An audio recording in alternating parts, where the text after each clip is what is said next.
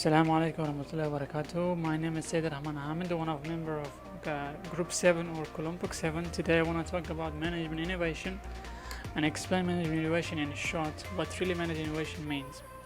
Innovation management involves the process of managing an organization's innovation procedure, starting at the initial stage of ideation to its final stage of successful implementation. It encompasses the decisions, activities, and practices of devising and implementing an innovation strategy.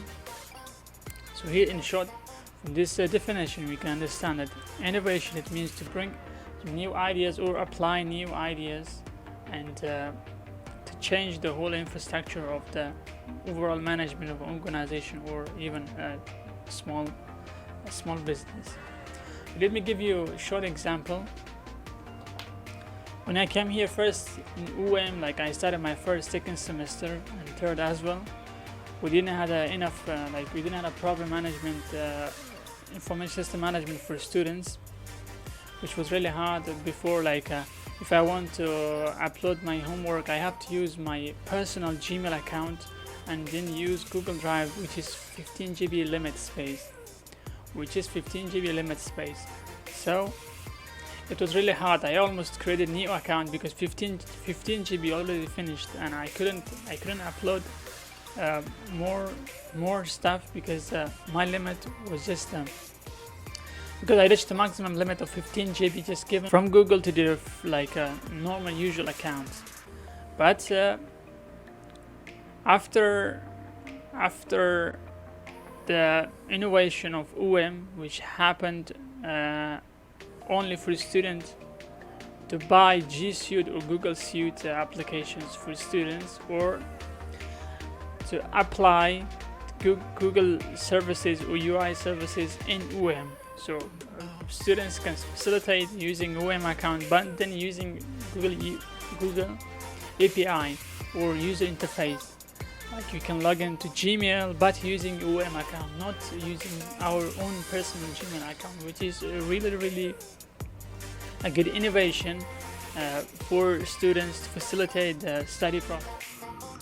Baik, untuk selanjutnya adalah cara dan tahapan dalam menentukan topik. Dalam kehidupan inovasi berperan penting sebagai variabel utama guna memberikan kemajuan serta kedinamisan. Tanpa ada inovasi, maka kehidupan, baik itu mungkin hal yang bersifat pribadi ataupun bersifat komunal, akan berada pada level yang biasa-biasa aja atau stagnan lah istilahnya. Nah, proses penciptaan inovasi sendiri memerlukan beberapa tahapan untuk menentukan topik yang dituju agar nanti inovasi yang diciptakan relevan dan dengan apa yang jadi diinginkan. Nah, tahapannya juga dapat berkaitan erat dengan proses design thinking. Nah, beberapa tahapan tersebut adalah ada 4. Ada yang pertama brainstorming, kedua mind map, yang ketiga membuat perwarupa, dan yang terakhir adalah melakukan uji coba atau tes. Nah, yang pertama brainstorming. Metode ini dapat muncul dan dilakukan di mana dan bersama siapa saja. Misalnya ketika kita sedang berbincang dengan orang lain, baik itu teman, keluarga, ataupun bahkan pasangan. Dengan melakukan brainstorming itu sendiri, kita dapat mengidentifikasi mengenai masalah melalui sudut pandang orang lain, sehingga dapat tercipta perspektif baru yang dapat dijadikan landasan pembuatan topik inovasi. Yang kedua adalah mind map. Ketika menemukan sebuah topik inovasi khususnya, biasanya cakupan topik tersebut masih sangatlah luas atau besar. Nah, topik tersebut sendiri harus dipersempit lagi agar kita bisa fokus terhadap topik utama yang dikekang tadi. Salah satu cara mempersempit topik tersebut adalah dengan menciptakan mind map. Nah, menggunakan kata kunci yang relevan dengan topik yang didapat. Setelah mendapat gambaran besar nih, topik tersebut dapat dibagi menjadi subtopik lagi. Kemudian dapat ditarik hubungan satu sama lain sehingga tercipta topik yang lebih spesifik, dan barulah kita sebagai peneliti bisa mengembangkan lebih dalam terhadap topik yang dilakukan tersebut. Kemudian yang ketiga adalah membuat perwarupa atau biasanya disebut prototype mungkin. Setelah menemukan topik tadi dan melakukan penelitian lebih dalam, dapat dibuat purwarupa mengenai topik inovasi yang ingin dijalankan. Tujuan utama pembuatan purwarupa ini sendiri adalah untuk mempercepat dan juga sebagai proses validasi objek akhir topik inovasi. Dengan menggunakan prototipe ini, kita dapat diketahui apakah topik maupun objek tersebut layak atau tidak. Kemudian yang terakhir adalah uji coba atau tes. Nah, uji coba ini sendiri merupakan hal yang penting dalam pembuatan topik dan objek inovasi. Topik dan objek yang sudah dapat diuji menggunakan variabel yang ada seperti konsumen mungkin. Kemudian dilakukan pencatatan mengenai hal apa saja yang kurang atau menjadi kesalahan dalam topik yang telah diteliti sebelumnya, sehingga dapat dijadikan sebagai acuan dalam perbaikan mengenai kesalahan ataupun kekurangan yang ada pada suatu topik, dan dapat pula menjadi landasan dalam keputusan akhir suatu topik maupun objek inovasi. Baik, untuk selanjutnya bisa dijelaskan dengan teman saya. Ciri-ciri topik yang baik. Topik yang baik harus memiliki kualitas yang memiliki karakteristik dari judulnya. Yang diantara ciri-cirinya terdapat 4. Yang pertama yaitu kejelasan adalah kualitas terpenting dari topik apapun. Topik harus jelas sehingga orang lain dapat dengan mudah memahami apa yang ingin disampaikan, tapi juga harus memiliki interpretasi tunggal sehingga orang tidak bisa terganggu. Topiknya harus sangat jelas di benak orang lain sehingga mereka bisa memahaminya dengan benar. Lalu yang kedua yaitu topik harus bebas dari ambiguitas apapun. Kejelasan juga berarti bahwa topik harus diarahkan dan harus mengatur seluruh jenis metodologi, tapi yang dimanfaatkan dengan baik dan diutarakan dengan baik adalah jaminan setengah keberhasilan dari pemahaman seseorang. Kadang seseorang mengutarakan topik sedemikian rupa sehingga memberi kesan berlaras. 2. Topik harus didefinisikan sebagai baik dan diutarakan dengan baik dan harus mudah dipahami, yang seharusnya memiliki makna tunggal. Dan yang ketiga, bahasan topik itu harus sederhana. Bahasa seseorang harus menggunakan istilah teknis hanya jika diperlukan. Jika tidak, gunakan kata-kata sederhana sehingga semua orang bisa memahaminya. Simpan etika dalam pikiran untuk menghindari istilah atau kalimat yang tidak jelas. Jangan memperkenalkan segala jenis bias secara langsung atau tidak langsung dalam masalah topik. Dan yang terakhir yaitu kepentingan saat ini juga harus memiliki pertimbangan seseorang saat memilih topik. Topik yang usang tidak akan bermanfaat bagi siapapun. Topik yang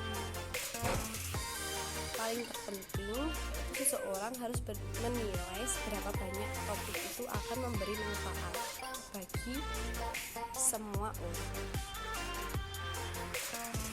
Baik, untuk selanjutnya yaitu pentingnya menentukan topik inovasi. Apakah itu topik inovasi? Topik inovasi merupakan topik dari suatu inovasi yang akan dibuat. Apa sih pentingnya menentukan topik inovasi? Untuk membuat inovasi sangat diperlukan untuk pembuatan topik terlebih dahulu agar inovasi yang dibuat bisa berjalan sesuai dengan keinginan dan ekspektasi. Karena itu, hal yang pertama yang menentukan keberhasilan suatu inovasi adalah penentuan topik inovasi. Topik merupakan isu atau permasalahan yang bersifat umum dan masih bersifat abstrak. Tujuan untuk menentukan topik inovasi terlebih dahulu agar lebih mempermudah mencari jalan keluar dari menciptakan inovasi yang dibuat. Semakin kompleks topik yang ditemukan, semakin kompleks juga inovasi yang akan dibuat. Bagaimana cara untuk mencari topik inovasi? Kita dapat melihat dari isu-isu atau permasalahan di sekitar lingkungan kita. Karena itu, menentukan topik inovasi sangat dibutuhkan dalam bidang usaha atau bisnis. Karena dari pemilihan topik inovasi, kita dapat melihat apa saja permasalahan yang ada di sekitar kita dan kita dapat menciptakan solusi dari permasalahan tersebut, yaitu inovasi tersebut. Inovasi sangat penting karena di dalam dunia bisnis banyak sekali bisnismen lainnya yang akan meniru inovasi-inovasi yang kita buat. Jadi kita harus tetap komitmen dan kompetitif dalam menjalankan inovasi tersebut agar usaha bisa semakin maju dan sukses. Baik, selanjutnya masuk pada jenis-jenis topik dan juga contohnya. Ada beberapa macam jenis topik. Yang pertama ada topik berdasarkan objek masalahnya, ada topik tunggal dan juga topik ganda. Topik tunggal ini merupakan topik yang mengangkat satu permasalahan saja. Kemudian untuk topik ganda yaitu topik yang awalnya mengangkat pada satu permasalahan, kemudian dikembangkan pada permasalahan yang lainnya. Nah, yang kedua ada topik berdasarkan sifatnya, ada topik bersifat praktis dan juga topik bersifat ilmiah. Topik bersifat praktis ini adalah topik yang dapat kita ambil dari kehidupan sehari-hari kita. Kemudian untuk topik yang bersifat ilmiah adalah topik yang memiliki atau didasari dengan ilmu-ilmu pengetahuan, kemudian sesuai dengan kajian-kajian ilmu pengetahuan dan memenuhi syarat-syarat ilmu pengetahuan. Kemudian yang ketiga ada topik berdasarkan kategori bidangnya, ada beberapa. Yang pertama ada antropologi. Antropologi ini lebih fokus pada studi komparatif budaya manusia, bagaimana gagasan, tindakan, dan lembaga adat membentuk pengalaman individu maupun kolektif. Nah, subtopiknya ini biasanya antropologi budaya, fisik, linguistik, dan lain sebagainya. Yang kedua ada studi media komparatif. Studi media komparatif ini lebih fokus pada bagaimana teknologi dan penggunaannya dalam memperkaya kehidupan individu secara lokal, global, maupun internasional. Nah, subtopiknya ini biasanya media massa, kemudian kajian budaya, teori film, games, dan lain sebagainya. Yang ketiga ada studi budaya, ini lebih fokus pada dinamika politik budaya dan fondasi historisnya, konflik, ciri-ciri yang menentukan, estetika, dan praktik. Nah, untuk subtopiknya sendiri, ini biasanya gender, kemudian budaya populer, seksualitas, dan lain-lain sebagainya.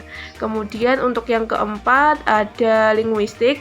Linguistik ini biasanya berfokus pada tentang aturan yang mendasari struktur bahasa, kemudian apa yang mereka ungkapkan tentang prinsip-prinsip umum yang menentukan perkembangan bahasa pada individu. Nah, subtopik dari linguistik ini biasanya fonetik, kemudian semantik, psikolinguistik, dan lain sebagainya.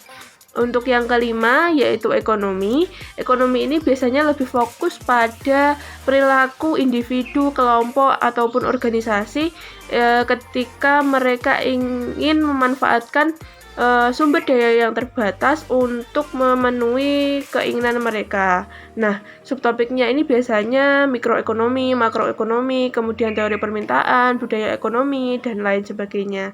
Nah, berikut tadi merupakan pemaparan dari jenis-jenis topik. Di sini saya akan memberikan sedikit contoh mengenai topik berdasarkan bidang ekonomi. Nah, biasanya itu topiknya menyangkut mengapa serikat pekerja masih penting, kemudian pengaruh serikat pekerja kepada distribusi pendapatan karyawan, kemudian faktor-faktor yang mempengaruhi resesi pada tahun 2008. Nah, itu tadi merupakan pemaparan tentang jenis-jenis topik dan contohnya.